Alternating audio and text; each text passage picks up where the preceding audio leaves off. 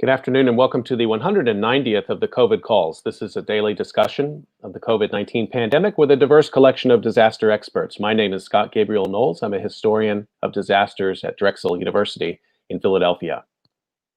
Today we have a discussion of fair housing in the COVID-19 pandemic with Marie Flannery, Mel Jones, and Orla McCaffrey. Just a reminder, you can catch COVID calls live every weekday at 5 p.m. Eastern Time on YouTube. Just go to the COVID Calls YouTube channel to watch. You can also watch COVID Calls on Facebook Live and on Periscope. You can hear COVID Calls anytime, recorded as podcasts on Spotify, iTunes, Podbean, or anywhere you get podcasts. You can also keep up with COVID Calls via Twitter using the handle @USOfDisaster or @COVID Calls. Please do help spread the word and send suggestions for future guests and future topics.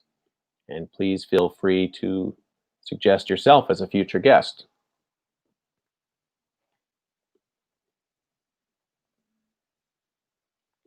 As of today, December 18th, 2020, there are 1,668,030 deaths from COVID-19 globally, according to the Johns Hopkins University Coronavirus Resource Center. There are 17,269,542 cases reported in the United States. There are now a total of 311,529 deaths from COVID-19 reported in the United States, and that's up from 309,334 reported yesterday. As a way to bring some humanity to the numbers, I've been reading a life story or a story of advocacy for those impacted by the pandemic. I'd like to continue that now. The headline is, "The CDC banned evictions for those affected by COVID. Why are tenants being thrown out on the street?" This is by Gretchen Morgenson, Adil Kaplan, and Leticia Miranda. Appeared in NBC News December 17th. The day before Thanksgiving, Steve Cowley, a beverage salesman, was at home in Pensacola, Florida, when someone started pounding on the front door. It was the county sheriff serving an eviction notice. Cowley, 36, had nowhere to go. Out of work because of COVID-19 and behind on his rent, he was doing his best to survive on $275 a week unemployment checks. His car had been repossessed, he said, so he could not live in it, a common refuge for evicted tenants.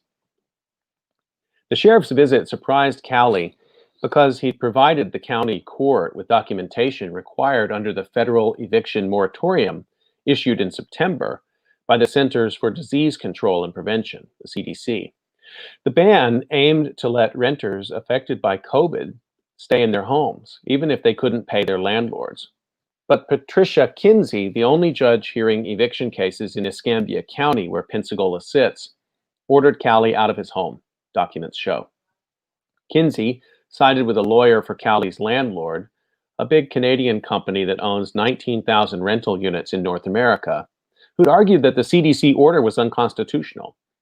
Agreeing with the landlord's lawyer, Kinsey ruled that the CDC moratorium represented, quote unquote, an unlawful taking by the US government of landlords' private property, rental income. At least one federal judge in Georgia has ruled against landlords who argue the CDC ban was unconstitutional, but that hasn't stopped Kinsey from continuing to evict based on it. On December 1st, she ruled against another local renter using the same rationale. The CDC's eviction moratorium was supposed to protect renters in all 50 states through the end of the year. Keeping COVID-affected renters in their apartments, the CDC said, would reduce the potential for virus transmission likely to occur as displaced people were forced to move in with family or friends or into homeless shelters. But nationwide adherence to the moratorium has been spotty, housing experts say. Some judges, like Kinsey, are rejecting the moratorium outright, while others are evicting based on landlord-friendly state regulations or disputed claims about tenants violating their leases.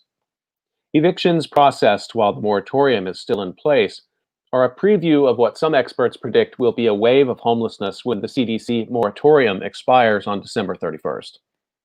Access to congressional funds earmarked for rental assistance also ends then, programs that have helped landlords as well as renters. Apart from the temporary CDC moratorium, the U.S. has no federal eviction policy, and each state has different rules for landlords and tenants. In Ohio, for example, landlords can proceed with evictions if a tenant is just one day late with the rent. Some states have implemented their own eviction bars, but at least 7 states, Arkansas, Georgia, Missouri, Ohio, Oklahoma, South Dakota, and Wyoming, have never put such protections in place. All are Republican controlled, and most have resisted many COVID-19 measures. The homeless wave is already starting to build in some places, housing advocates say.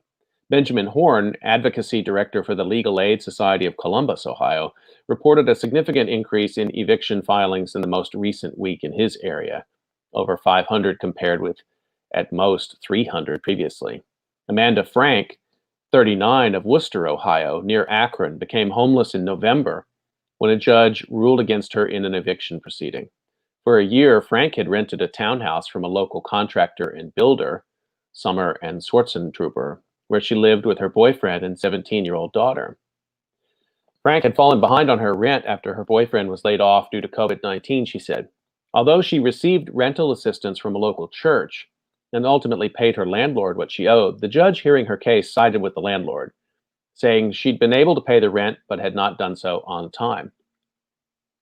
Working for a house cleaning company, Frank had become the sole breadwinner, and she provided documentation to the court that she'd been affected by COVID-19 as required by the CDC moratorium, she said.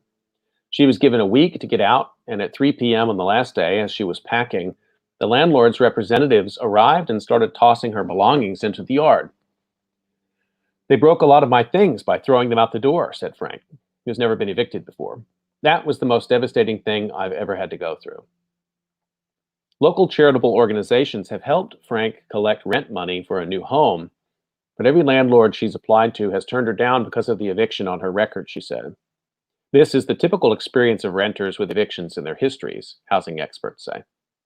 For now, Frank and her boyfriend are living in their car. Her daughter has gone to live with Frank's ex-husband. Steve Cowley was evicted from his Pensacola apartment. He was awaiting a rental assistance check to put toward a new place. As he packed up, Cowley was philosophical. I had a stroke 7 years ago, he told NBC News. I taught myself not to get stressed. If it's not in your hands, there's nothing you can do. In addition to an increased risk of COVID-19 transmission because of evictions, there are costs associated with these cases that will be borne by taxpayers, analysts say. According to research by the National Low-Income Housing Coalition and the Innovation for Justice program at the University of Arizona, if 1/4 of the people who are evicted wind up in homeless shelters, taxpayers could face $130 billion in costs for emergency medical treatment, foster care, shelter, and juvenile delinquency services. For now, the lack of a federal policy and approach to evictions during a pandemic means states are taking the lead. This results in a lot of variation and a lot of discrepancies amongst the states in terms of their responses, said Paul Nolet, chair of the political science department at Milwaukee's Marquette University. He went on, I think that can introduce unfairness for sure, because if you're a renter in New York versus a renter in Alabama, then shouldn't you have the same rights?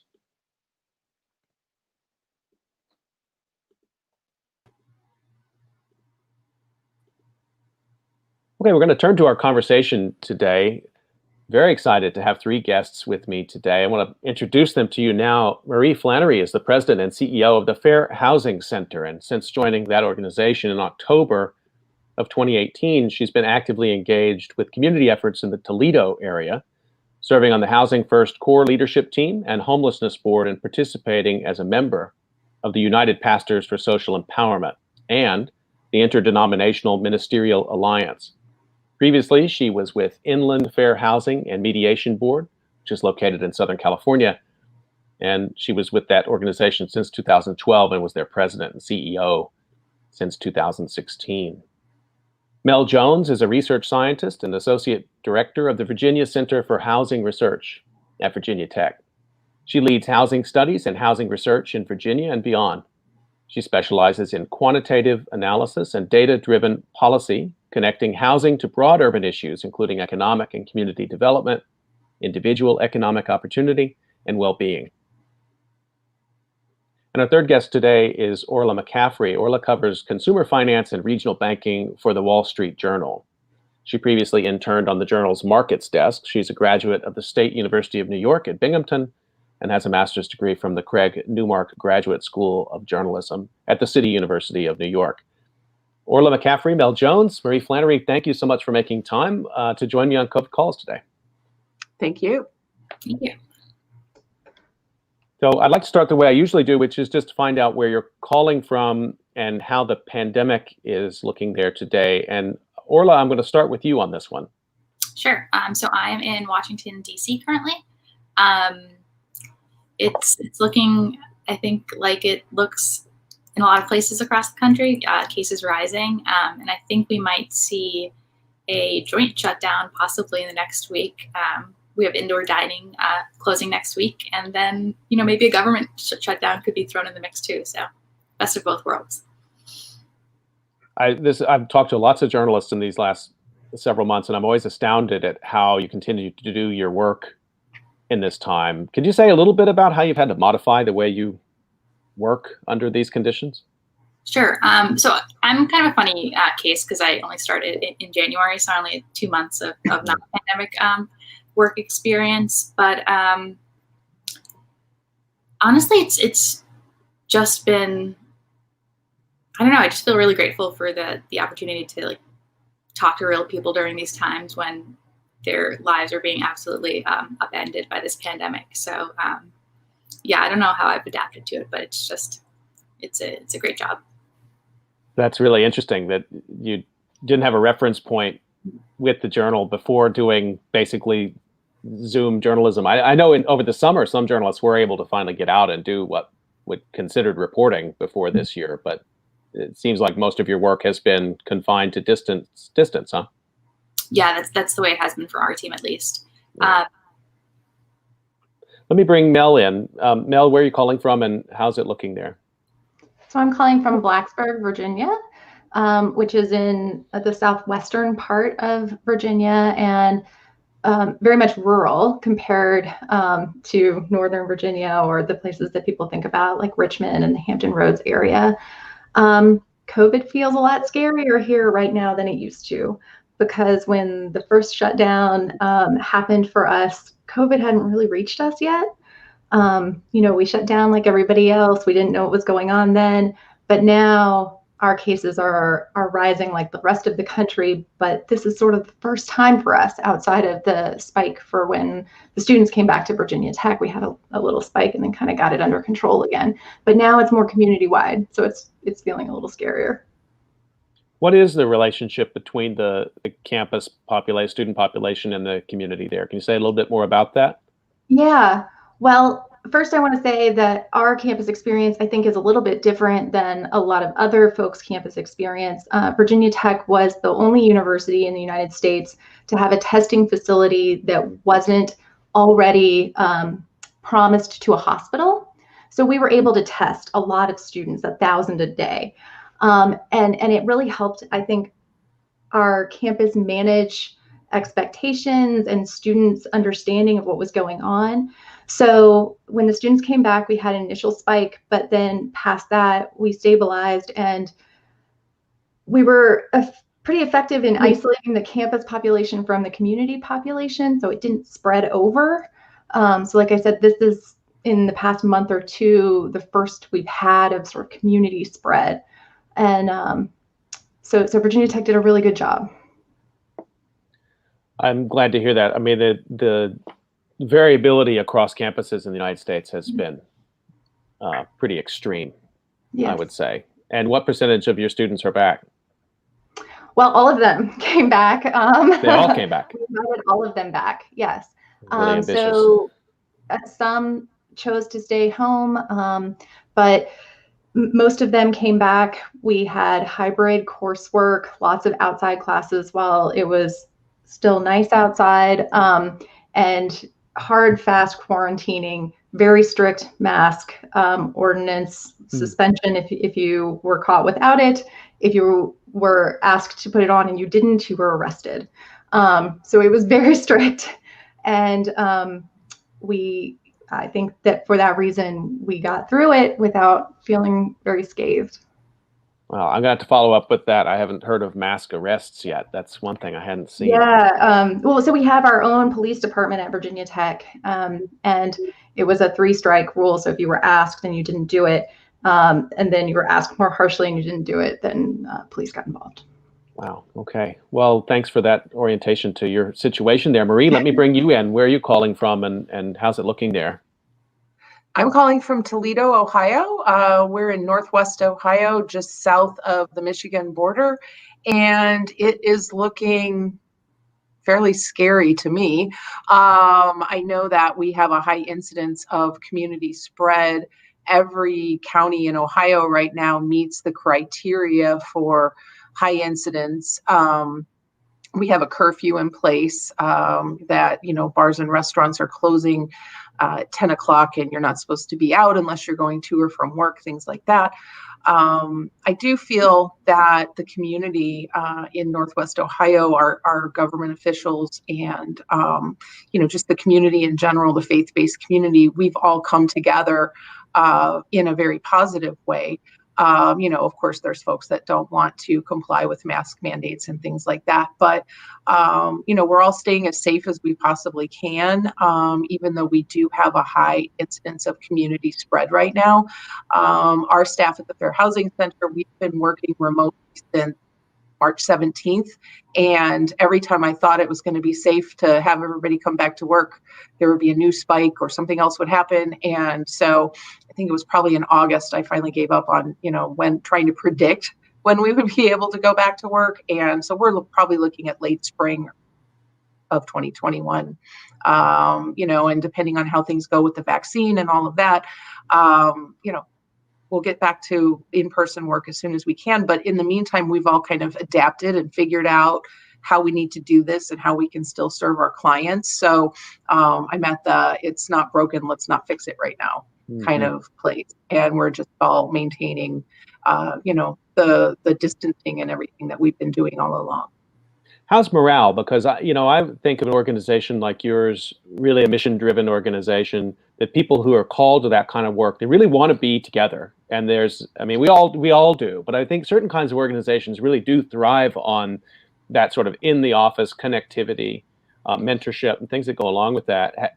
How have you adapted?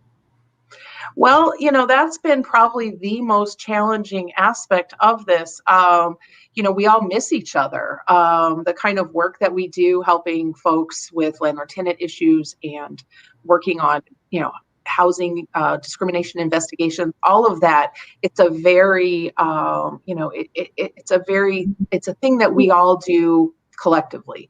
And there's a lot of interaction in the office and things like that. So right away, I had set up, 3 times a week, getting together so we could see each other's faces on Zoom, and also just to troubleshoot things as we went along. But that's not the same. We all know it's not the same. And then as things, became normalized, now we're twice a week, we get together and we still do our case review meetings and all of those things. We've just had to adapt, but I really have, been concerned as I know myself feeling isolated to make sure that, staff still feels connected and all of that. We had our little year end. Normally we would have had a lunch with our board today, and we had a Zoom abration. And so, we, socially distanced, delivered gifts to each other and all of that. And we made the best of it. And I think that that's all we can do at this point. But right, morale has been a tough thing, especially because we all actually like each other and miss seeing each other. We're kind of a huggy bunch, and so that's been a challenge. But I think we've all gotten through it the best way we can. I'm the head of a history department, and we just had our holiday party right before I came on with you all. And Marie, you've just made me realize that I didn't send gifts to people out. I'm feeling ashamed now that I didn't. I'm going to take a page from what you just said, and maybe if they're not watching, they won't know that it didn't. I didn't intend that to. Well, when I talk about gifts, I'm talking about little, like I made these in honor of Ruth Bader Ginsburg, these Those are little great. ornaments That's cool. for everybody. So, because, Yeah. that was something that we really wanted to honor this year. So, Now I'm we do stealing silly a second things like idea from you in 30 seconds. Keep going. there you go. So let's turn to the conversation, and you're all working in very similar areas, but from different vantage points and different types of expertise, which is great. And Mel, I want to start with you.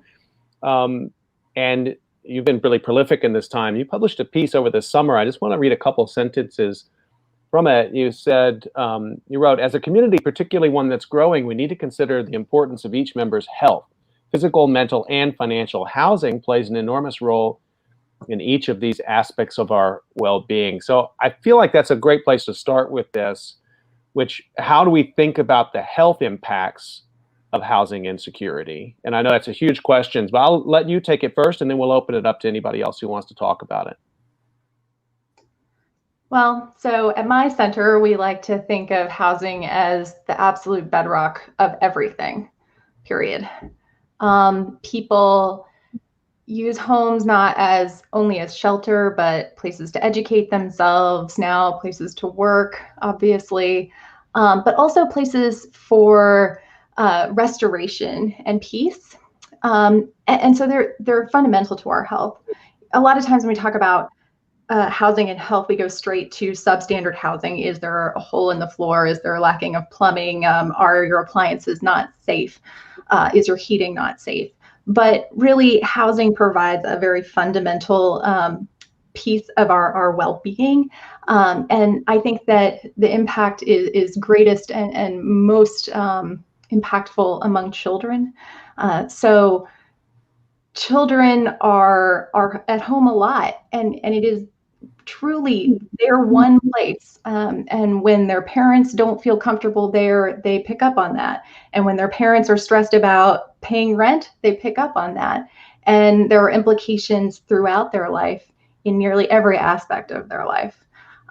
So we can't get beyond the individual meaning of or first we have to understand the individual meaning of housing, and then we can understand about how if a person doesn't have good housing and then they go out into the world, their impact on the world is what the community needs to be thinking as a whole. And I say to people a lot, if you have a grumpy barista and they didn't smile at you and they were annoyed with you the whole time that you were getting your coffee order, think about how much they get paid and how far that they have to commute to get there at 5 or 6 a.m. in the morning so that they can serve you at 7:30.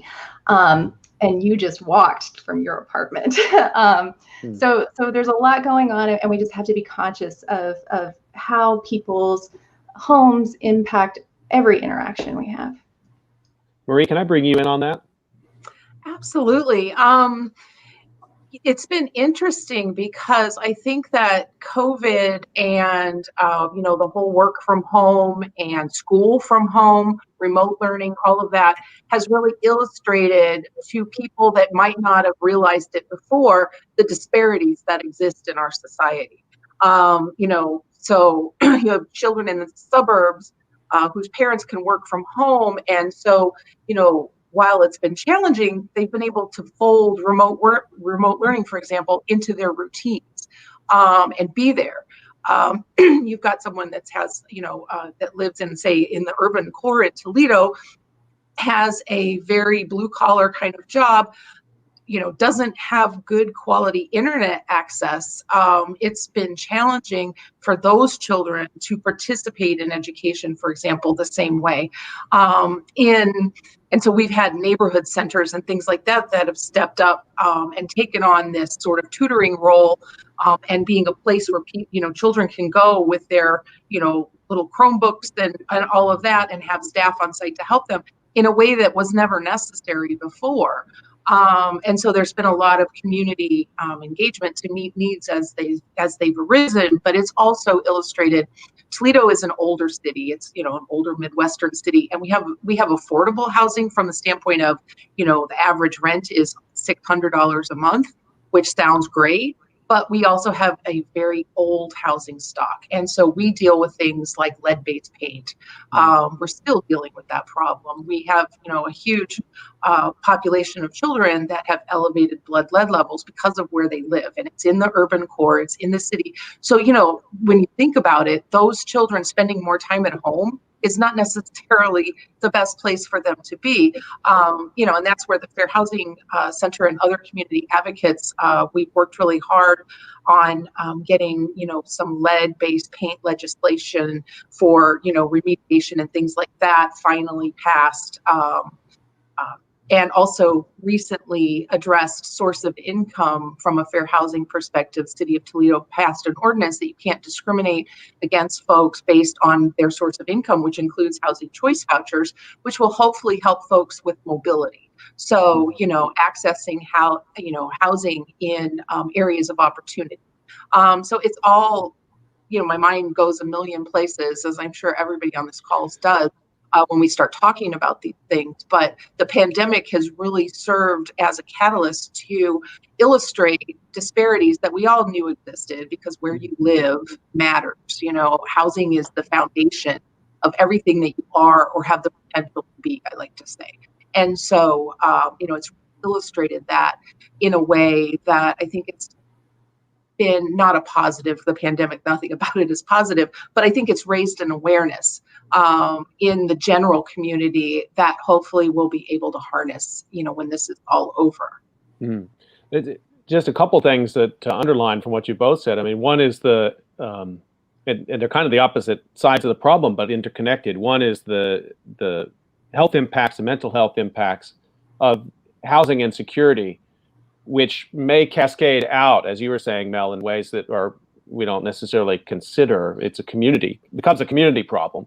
But the other, Marie, you're describing is that when people are in the lifeboat, and our homes and our apartments have become our lifeboats during this pandemic, and they're forced to be at home, not all of these homes are good places to be, that materially, that the deferred maintenance or lead-based paint or whatever it may be in terms of the condition of the home. So I can tell you that we launched recently, actually in March. It was already in the works, but it became more necessary than ever. We launched a landlord-tenant mediation program because, as the Fair Housing Center, we always got a lot of calls that weren't necessarily discrimination-based; they were landlord-tenant-based, and we didn't have the capacity to help folks address those issues. So we launched this landlord-tenant mediation program in late March, and the calls that we get, the amount of calls we've been getting has just been increasing exponentially every month. And the number one basis of calls, you would think during this time, maybe would have had something to do about rental assistance or things like that. No, it's been repairs.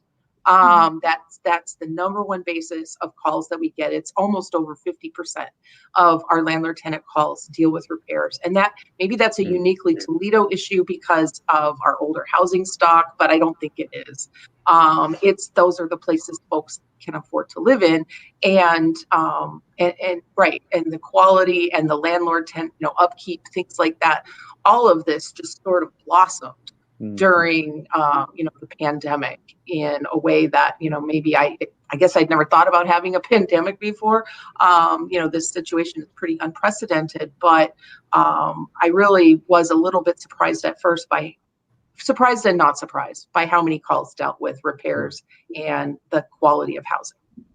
Orla, let me bring you in and let's talk a little bit about this issue of people staying in their homes. And you had an article in the Wall Street Journal, November 28th. The headline was "Pausing Loan Payments During Coronavirus is Producing Uneven Results." So let's talk a little bit about what's been going on in terms of what lenders are doing to have landlords to have people stay in their homes. Sure. So I guess you could say I look at housing just as like the business of housing. So how lenders kind of balance their bottom line with whatever the government says they have to do and whatever they think is ethically acceptable. So one of the ways that this crisis is different than the financial crisis is that crisis was all centered around housing. So that kind of informed how the government structured its relief programs this time. So one of the major things in the CARES Act was the mortgage forbearance, where if you're a homeowner, you can ask your mortgage lender to postpone your payments for up to 12 months. So that was really the main housing relief that the federal government did. There were also, eviction moratoriums, but there wasn't really any substantial rental relief. But of course, this crisis is different, and most of the large majority of the people who are being hurt and who are losing their jobs at the highest rates are lower income people who are more likely to be renters. So what's ended up happening is homeowners who are already in a pretty stable spot to begin with, relatively a lot of financial resources, they end up benefiting from this mortgage forbearance, just taking it out, even if they don't need it, and maybe paying down like higher interest debt in the meantime, or just being able to skip payments for a couple of months, maybe while their income is temporarily down. So the man in this story, Jim Curran, he was able to do that. He found another job quickly, and then I think maybe 6 months after, he refinanced his mortgage, and he got it down like $3,700 to $2,200. So that's kind of like an extreme example, but it's just a really disparate impact in terms of housing relief right now. It's interesting that you draw that connection across from the 2008 fiscal crisis. Can you say a little bit more about how you see, over this year, policymakers, elected officials, and the financial sector using that as a vantage point through which to see the pandemic? Sure. So I read a good bit about banking as well. So a lot of the ways banks and other kind of just consumer lenders have prepared for what they thought the pandemic would be like is putting a bunch of money aside basically each quarter, because they expected loan losses, or the money they have to write off because people couldn't make their loan payments. They expected those to be super high because they rose to kind of like the low single digits during the financial crisis, which doesn't sound very high, but it kind of is. But that's actually all been really low, even lower than this time last year, because of a lot of this government relief like PPP that's been targeted at businesses. So just a lot of the protections people put in place didn't end up being needed, or just didn't help the right group of people, the way I see it. Marie, did you want to react to that and tell a little bit about how you're seeing that play out there in Ohio? Well, as Orla was speaking, it was interesting to me because in my past life, up until 2012, I was a foreclosure attorney in Wisconsin. And so from 2002 through 2012, I was working for Wells Fargo and Bank of America and, all of the big banks doing mortgage foreclosures. So I kind of saw that trajectory as, the subprime mortgage crisis happened.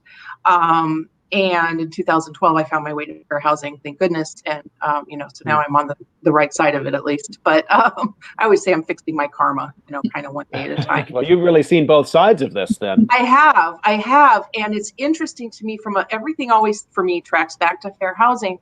And it's interesting because as a result of that crisis in, the mid 2000s, or, starting in 2005, so many people of color, so many low-income folks who had achieved homeownership lost their homes, and they did not rebound. That community did not rebound in the same way that other folks did. And so we are back to a point where our African American, for example, homeownership rate is what it was before the Fair Housing Act was passed in 1968. So we've lost all of that ground. Well, you think about it. Even the folks that had owned homes, they became renters. And so then we've probably got a disproportionate number of people of color who are renters now, even more so, than in the past. And then yet a lot of the relief, not all, but a lot of the relief was targeted at, home ownership, because I think we figured out about housing counseling and relief programs and loss mitigation during that period of time. And so it was probably very easy to ramp that back up. I don't work in housing counseling anymore. The agency I came from did. And so it was probably very easy to, come up with these programs and just sort of duplicate what we did. But we've never had a wide scale, national rental assistance program. And so that's why what I've seen here, and I'm sure it's been true throughout the country, is that the rental assistance has been very patchy. There's multiple programs that people have to try to apply for that have different requirements. They require some, buy-in from the housing provider. And we were surprised in Toledo, at least I was, that a lot of the housing providers chose not to participate. Because it required them to, take an affirmative step and register their property with the city as a rental property, or they had to sign an affidavit that they wouldn't evict the tenant. All of these things where I think it would have been much more successful if we had just, and there's been studies that show that this works, just given tenants the money to pay their rent. But another good thing that came out of that is that Toledo did just pass pay to stay legislation. Municipal ordinance, so that if, sort of like the right of redemption in a foreclosure, only it's in a rental, contract. So, if they are served with a notice of eviction or something like that, and if they redeem, if they pay their back rent, then they can't be evicted. So, that's a positive that's come out of this. But it's just interesting how, everything always tracks back to housing and always tracks back to fair housing. Mel, let me just, if you want to react to any of that, and I want to, you reflected on this also in a New York Times magazine piece. You were interviewed, and you said in that piece that local governments don't really have the resources to deal with the magnitude of the problem. The problem was so big before COVID, and now it's that much bigger. It kind of speaks to this sort of this patchwork of policies around the country, state, and municipal. Yeah. So one thing that I wanted to react and just kind of flows right into that is we in 2009 had more than 10 million renters who were paying more than 50% of their income for housing. And so if you're paying half of your income for housing and you miss a couple of months, but are still given the opportunity to make it up, then you're spending 100% of your income on housing in those months. And it's not possible. So there's so many people in our country that I describe, if you're spending more than 50% of your income on housing, you're really one hardship away from homelessness. And, that could be COVID.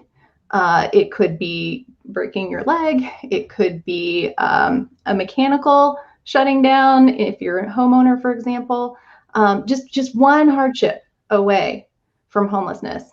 And, we don't see all of the homelessness in a lot of the country, because just living over a grate that's heated to some degree and you have a awning over your head, that's not available in the vast majority of the country. So people double up, they triple up, they couch surf, they live in their cars, they live in open public buildings, and people don't realize they're there. So I think that we have no idea of the magnitude of the impact thus far on people across our country. And people don't necessarily know, and particularly in this time when so many people are experiencing eviction and hardship for the first time, they don't know how to go about accessing all of the resources that might be available to them. So I think that local governments also have a hard time putting their finger on what's the issue here, because the intake isn't like we would hope that it would be. So that's one thing. But even before COVID, which was my point in that Time magazine article, even before COVID, local governments are taking on the vast majority of the responsibility for housing affordability problems. So since the 70s, we have been losing federal funding. Very few states have been able to ramp up their funding significantly in order to make a state level solution. And so local governments have been trying to take on this issue, but they simply don't have the money. They don't have the capacity. And then there's another problem, which is housing shortages at the local level benefit individual homeowners. So I live in Blacksburg. We have been growing. We are the high demand area for our MSA. Our days on the market on average are 3. So homes sell on average within 3 days. And people like that because it means that their 1960s home is suddenly worth, 3-bedroom 1960s home is suddenly worth $300,000 or more. And so there are a lot of people entrenched in this community that can't help but think, I don't really want more housing to be built to accommodate all the people that need it. Right. And so we've found an entity, local governments that need to take responsibility, that need to build affordable housing, but don't have a constituency that's wholeheartedly on board with that. And so it's hard to address issues like this because there's conflicts of interest. So they're pre-existing, and then the pandemic throws all of these inequalities into relief. I wanted to follow up with something you just said that I think is, from a research perspective, is really fascinating, but also really mortifying. When will we know? I mean, you're describing a situation of people who may have housing precarity or going in and out of homelessness, and even the definition of what that means is a little variable. So what strategies do you have to get a handle on that?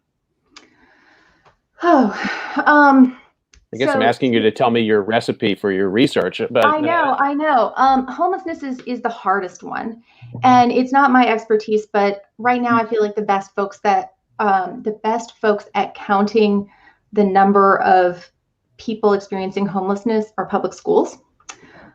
So public schools are required to identify children whose families are experiencing homelessness, and I think that is the most consistent data point that I have found. It is problematic to count people experiencing homelessness. It has been for a long time, and we're getting better and better at it, which makes it look like there are more and more homeless individuals, but not necessarily. So getting a handle on it is hard, especially since there is such a big pre-existing problem, and that people experience that problem in so many divergent ways. We have people who are getting evicted, but then we also have people who I'm very worried about as we head into winter. Their average utility bill in winter would be $1,000 plus, and now they're spending more time at home, and they have to heat that house that much more. And will those people just choose to abandon their manufactured home because they can't do it anymore? There's so much, and I can't offer a solution to the size of the problem there. Yeah. Marie, did you want to jump in on that? Well, I'm going to bring Orla back in. Right. So interestingly, about when it comes to counting homelessness, I also serve on our local Toledo-Lucas County Homelessness Board. And that is the lead agency for our local continuum of care. So in January is when we typically do what's called a point in time count, where, on a given night in January, everybody in the community, we work together, we go out and we try and count both sheltered and unsheltered homeless population. It's another thing that you never would have thought of that is made more challenging by the pandemic, because local, going and engaging face to face with somebody to complete a survey or showing up to do that wearing full, COVID gear is probably a little bit scary of a proposition to those folks. So HUD is actually giving people the option to request a waiver to do the unsheltered count. And so I think this year, when we need it most, we're probably not going to have that great of data as far as who is unsheltered. So Mel is certainly right that the schools are going to be a good place for that, because they track homelessness. They also have a different definition of homelessness than HUD does. I know it's a little geeky in the weeds, data thing, but so it's going to be interesting that we find ourselves in this situation where we really need to know who needs help, and we're going to be constrained in our ability to figure out who those folks are. Orla, let me bring you in on this issue of homelessness. Anything you've been writing about in this regard? Yeah, no, I kind of just wanted to comment on one of the things Mel said about just being, so many people are one crisis away from becoming homeless, especially for the first time. I spent a good part of this past week specifically talking to people who are just living in their cars for the first time. Might be like a new car. I talked to one woman living with her son in a 2020 Nissan, which she was the only positive thing I get about her situation, I guess, because she doesn't, want people to know that she and her son are living like that. And then another woman who was living in her 2000, I think, Toyota Corolla. And these are people who have never experienced anything like this before, so they are trying their best to manage. But like a luxury for them these days is literally like the $6 shower that they can get at the truck stop if they have money left over that week. So it's just such a crazy change that's happening for a lot of people. And most of the people I talk to also, because they're receiving so little in unemployment, are not able to cover medical, like prescription medications right now. So, one woman is diabetic who like hasn't taken insulin in days and can't eat healthy foods. So her sugar levels are everywhere. It really does impact like every area of health, like we talked about before. I just wanted to reflect on that article I read at the top. Something really struck me resonating with what you're saying is Amanda Frank, one of the people featured in the article, who talked about her eviction and the first time she'd ever been evicted and having her belongings strewn in her front yard. And, I don't know what kind of calculator there is out there for the trauma of being unhoused, being evicted, or even worrying that it's going to happen. But there's so many seemingly uncountable aspects of this pandemic which have real weight and real impact on people's health, on their personal relationships, affects drug and alcohol abuse, and many other things. I don't know. I mean, I guess to a certain extent, that's a journalist's work too, is to try to capture it through these individual stories, or something that opens into a much broader set of problems we seem to be facing right now. Yeah. And that's one thing that's like probably a challenge sometimes for me to balance, wanting to protect these people's dignity as much as I can and not really dig too deep or like expose so much that they would be uncomfortable with, but also wanting to include enough detail so that people like really get the picture of this is what's happening out there. So yeah, that's kind of a line we walk a lot of the time. I want to remind everybody you're listening to COVID Calls, and today we're talking about fair housing in the pandemic. I want to talk a little bit about what we might expect to come. And this is, for people who listen to COVID Calls regularly, we talk about this disaster as one that has a epidemic component, but it clearly has an inequality component, a racial component, and this financial component. So it's this compound disaster, and the financial aspects of it, and fair housing and homelessness will probably be the long tail of this, are really important to keep our eye on as we go into 2021. Orly, you published a piece earlier in the year, which surprised me. I wasn't aware of this, about lenders asking people taking out a mortgage to confirm that they do not intend to seek forbearance at the moment in which they're taking out the mortgage. Can you explain that to us a little bit? I mean, when I read that, I thought, how can they get away with that? But then also it's an insight into the timeline that these institutions are thinking about covering their risk right now, I think. Right. So this is a strategy on the part of mortgage lenders it kind of falls into the category of just things they're doing to protect their own risk, to protect their own bottom line. So when someone who has a mortgage goes into forbearance, the lenders, or the servicer, technically the person who collects payments, who is oftentimes the lender, is required to advance payments, like full payments to the person who ultimately holds that mortgage, which can really just cost a lot of money in the short term. So that's one negative side of forbearances.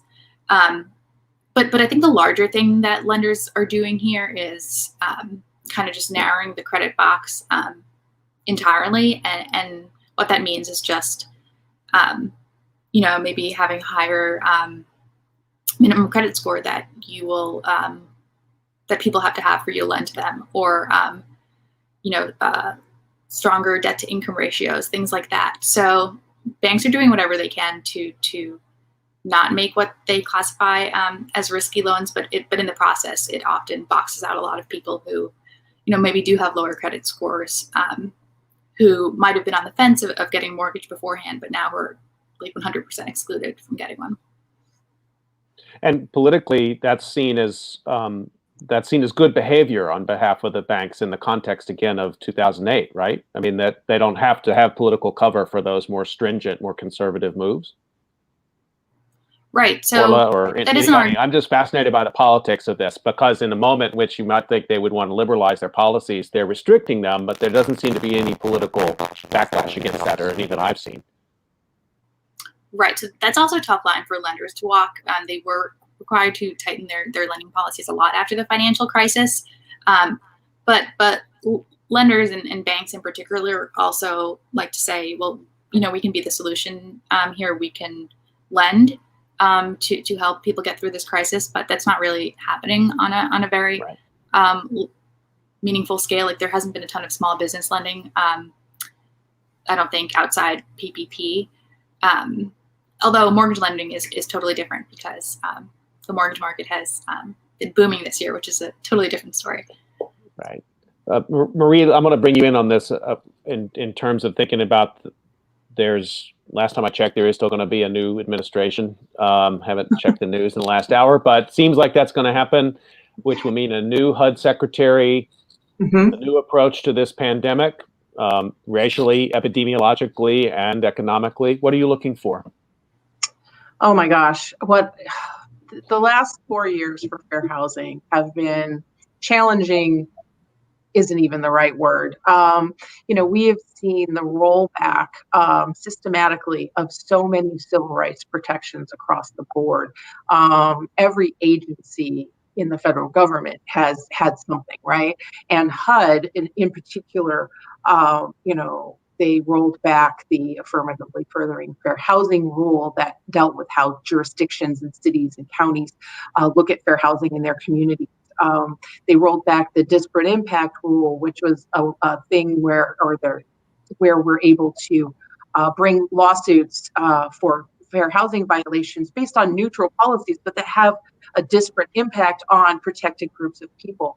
I've said for the last 4 years, if I could have spent less time, working around the HUD process when it comes to housing discrimination and just focused on what our job is, could have gotten a lot more accomplished. So it's been a crazy 4 years. So I'm really looking forward to getting back to normal, whatever that is.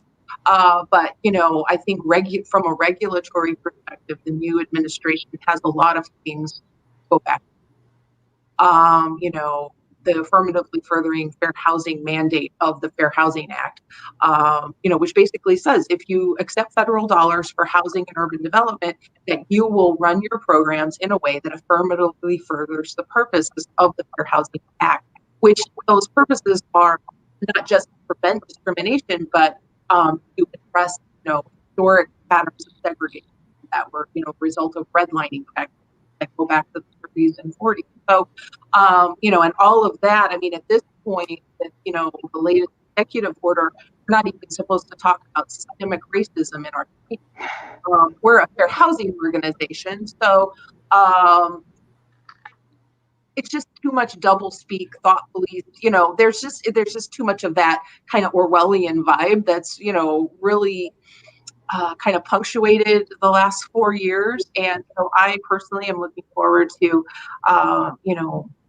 working with folks. And I'm not saying anything about the core group of people at HUD, the career folks. They care about, fair housing and, housing discrimination as they ever have. But I'm talking about from, top down leadership that actually thinks that fair housing is more than just building more affordable housing. That's been the current administration has been, well, let's just loosen up zoning regulations so that we can build more affordable housing. And if, and if jurisdictions build some affordable housing, then they've affirmatively furthered fair housing, and that's good enough. And it's not, because there's no look there of, where are they building it, and all of that, and perpetuated a lot of housing patterns that, have historically existed, and it's not going to do anything to move the needle to allowing people to live in neighborhoods of opportunity where they want to live. I mean, historically, we'd think of disasters as an opportunity for Republicans and Democrats to find common ground and to score easy political wins. That's what the public is often looking for in that kind of a moment. Mel, again, thinking about the next administration as we go into 2021, the next Congress, are there places where the two parties can find common ground and actually make progress in fair housing? Yeah, I think so. I think that, part of our challenge with fair housing and having to make so many rules about who gets access to housing is that we simply don't have enough of it in the right places. And I would really love to see the next administration just go full force on let's build it and make sure people can get in it. And I think that that's going to require investments in entrepreneurship, investments in the construction industry, investments in innovation that I think are economic drivers enough to be having bipartisan support. Likewise, I hope that we get back to things like affirmatively forwarding fair housing in an aggressive way, because a lot of communities have continued on with that work despite the current administration's efforts to thwart it. And for that reason, many of them can hit the ground running. And I hope that we don't say, okay, you have another 4 years to make this happen. I hope we say you have a year to make this happen. If you can't make it happen in a year, here is the capacity that you need to be able to do that. I would like to see HUD be a newly aggressive group. I don't think that's going to happen because of the recent political appointee, rather than with someone who has real understanding and background and passion for housing. So I don't know what HUD is going to do, and maybe they will just kind of continue on their path. And if so, states have to take responsibility for this. They have to turn it around for themselves. That's distressing to me for a variety of reasons, but and it's been a tension throughout this entire pandemic that states, and in many cases, municipalities and counties have had to develop their own strategies, public health strategies, and as we were talking earlier, their own housing strategies and whatever they may be. But that really exacerbates, I mean, this is, if you take a step back in a national picture, I don't have much confidence that in Mississippi or Texas or Alabama, they can solve these problems or have the will to at the state level or the municipal level that they might where I live in New Jersey or where I work in Pennsylvania.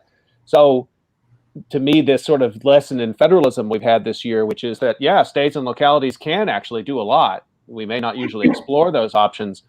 That doesn't seem sustainable in a country as complicated, with pockets of poverty throughout the whole country, but particularly in Appalachia and in the South. Mel, I mean, I don't know. That's my ranting rather than a question. But I wonder what you think about that, maybe even at the state level, and bring back this sort of cooperation model that we like to think should exist with a federalist government structure.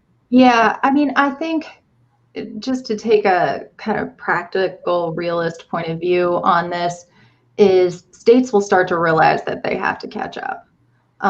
States that begin to address housing in an aggressive way will start to pull ahead and be more successful in economic growth. And those that don't will continue to fall behind, and people will start to leave them. Also, I want to point out that not everybody is experiencing the housing crisis like people in heavily urban areas.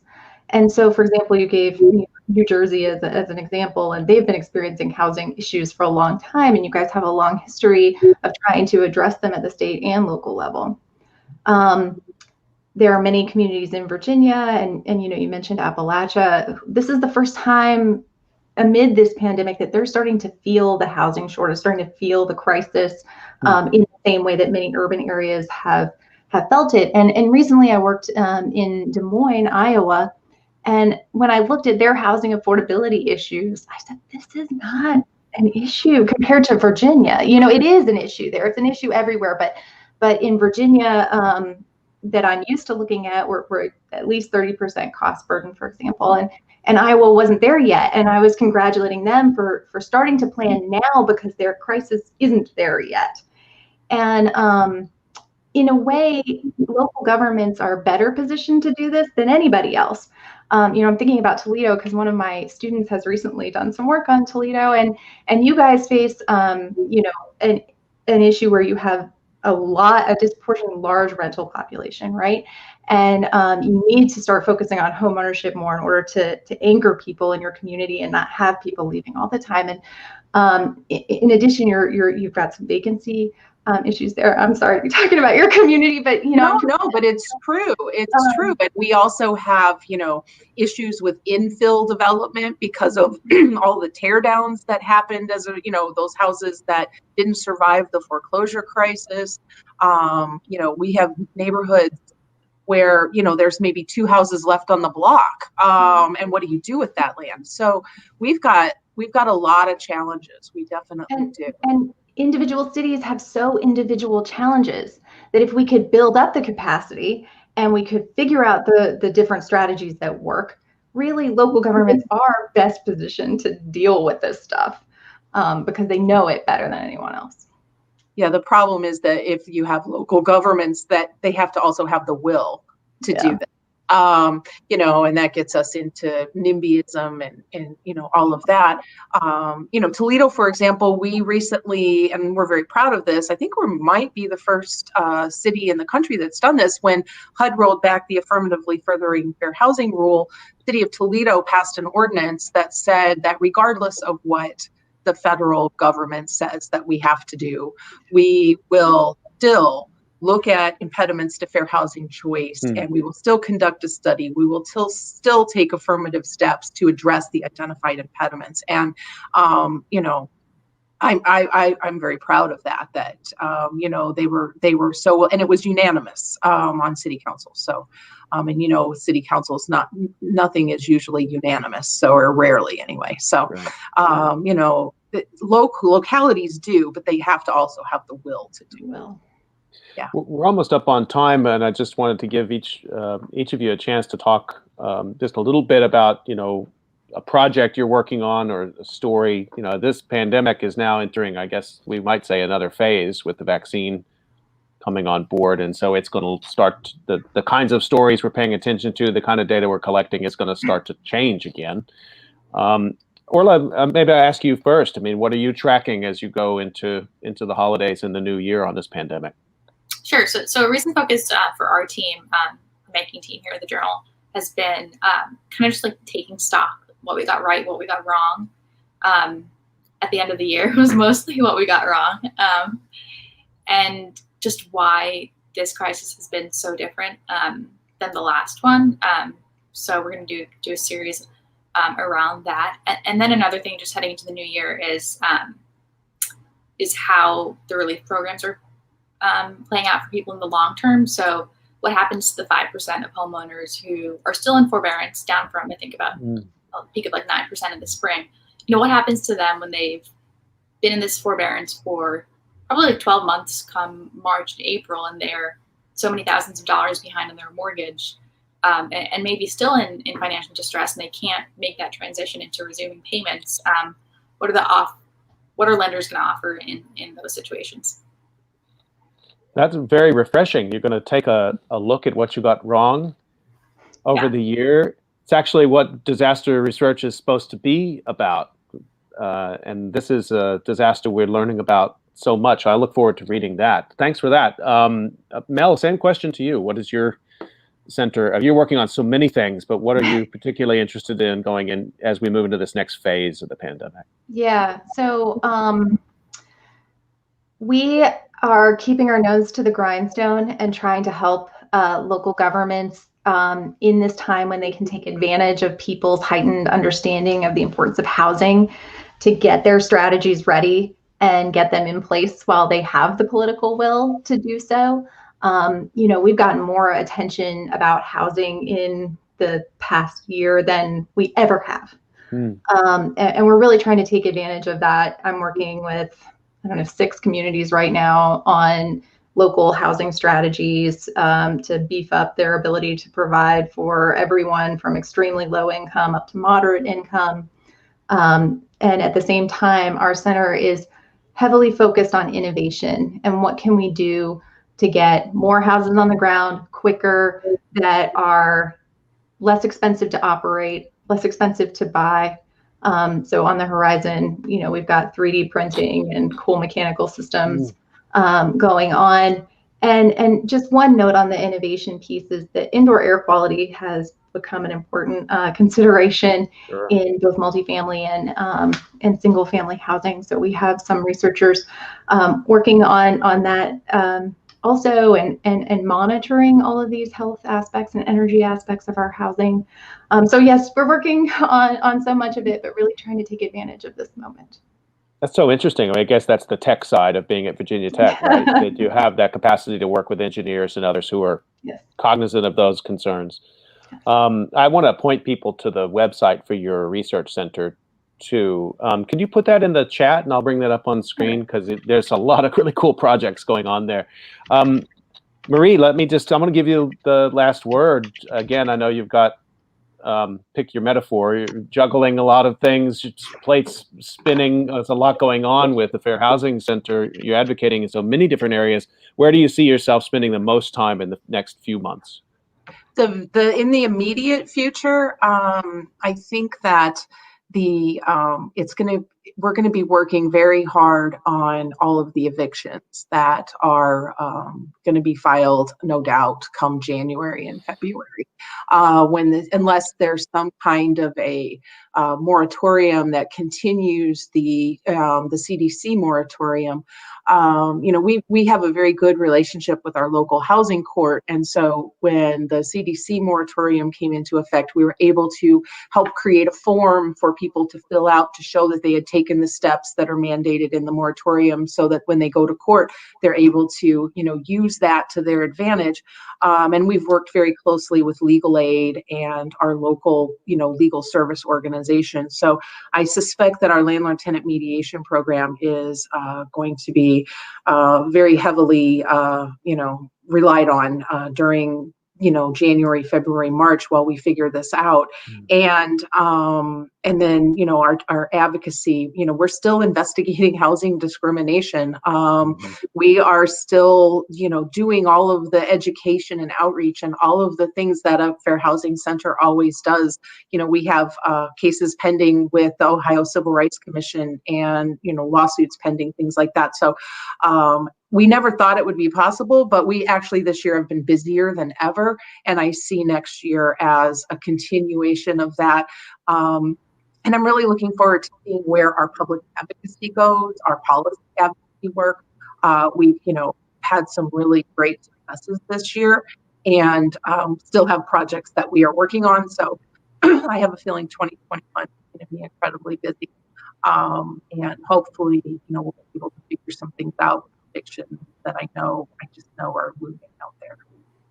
I want to remind everybody you've been listening to COVID Calls, and you can catch COVID Calls every weekday at 5 p.m. Eastern Time. And I want to thank my guests for doing this quite extraordinary and crucial work at this time. Orla McCaffrey, Mel Jones, and Marie Flannery, thanks a million for coming on COVID Calls today. It's great to speak with you. Thank you so much for inviting me. Stay healthy, everybody. We'll see you on Monday, 5 o'clock.